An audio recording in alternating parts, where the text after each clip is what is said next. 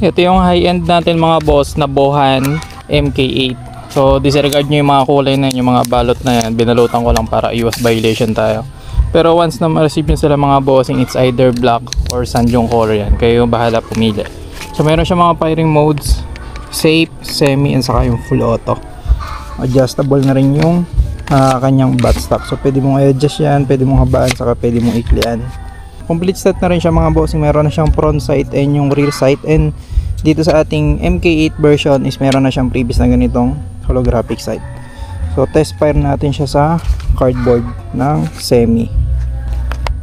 Firing semi.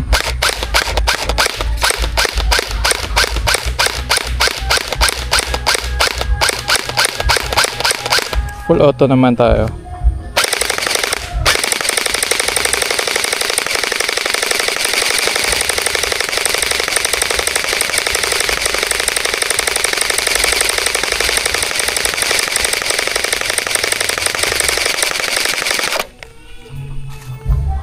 Kung makikita nyo, kayang-kaya niya talagang butasin yung karton. Sa lahat ng gusto mag-order na ito mga bossing, comment lang kayo dyan sa comment section or PM nyo ako.